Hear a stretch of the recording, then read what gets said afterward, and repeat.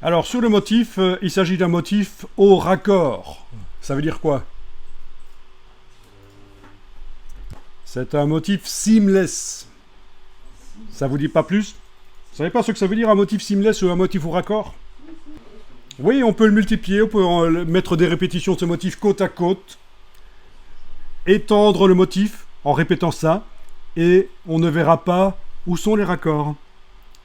Donc, typiquement un motif au raccord, avant même de l'utiliser pour le multiplier, vous pourriez voir, tiens, cet élément-ci qui dépasse par la droite, est-ce qu'il réapparaît par la gauche si je vais en face? Oui.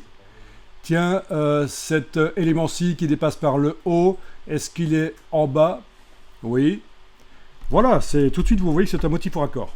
Donc bien sûr, les motifs au raccord, on peut en faire soi-même dans Photoshop, dans Illustrator. Il y en a des milliers disponibles gratuitement, même sur le web. Celui-là vient du web.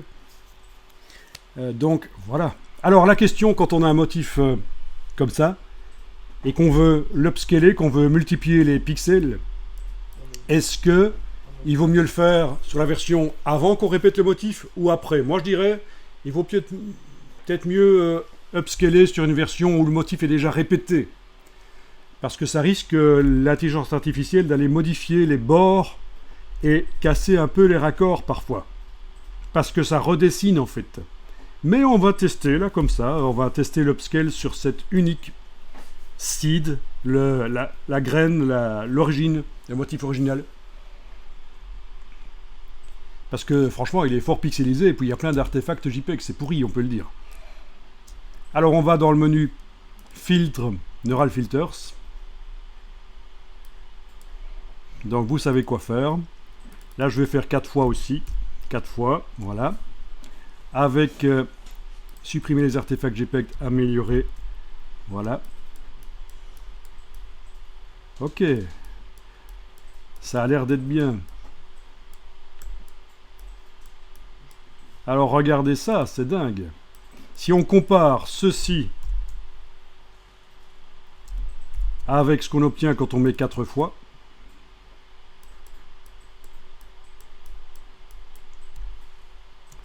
là, ça redessine vraiment les choses. Vous voyez? C'est dingue. Je vais mettre par exemple 8 fois, juste pour rire. Ça me fait donc 64 fois plus de pixels. 8 fois en hauteur, 8 fois en largeur.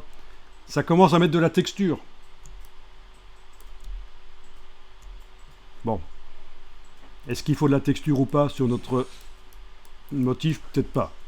Je vais revenir à 4 fois. Voilà, 4 fois.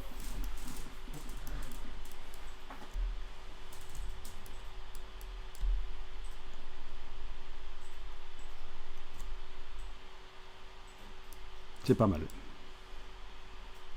Ah oui, supprimer les artefacts JPEG. Ah oui, quand on coche supprimer les artefacts JPEG, il change quand même les choses pas mal. Hein.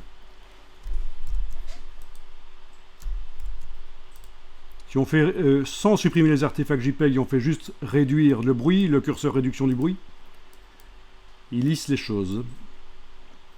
Il y a du détail qui disparaît. Netteté, si on augmente.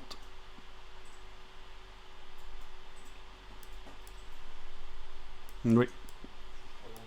Dans ce cas-ci, pas grand-chose. Donc à vous de voir. Est-ce que vous cochez supprimer les artefacts JPEG ou est-ce que vous utilisez réduction du bruit? À vous de voir. Donc nouveau document, le voilà. Touche F, je passe en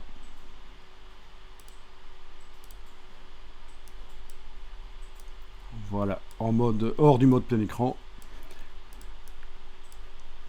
Je vais comparer juste les deux. La version améliorée ici et la version originale ici. Et là, franchement, on voit qu'il a reconnu que ça ressemblait à une fleur, quoi. C'est quelque part. Hein. Et à des plantes, hein, parce que c'est pas la méthode traditionnelle taille de l'image de Photoshop qui aurait réussi à recréer ces espèces de petites feuilles là au-dessus. Et ça. Donc voilà, vous avez bien fait de venir parce que c'est vraiment quelque chose d'intéressant, dingue. Et ça, la nervure sur la feuille ici, quand on voit ce que c'était là au-dessus.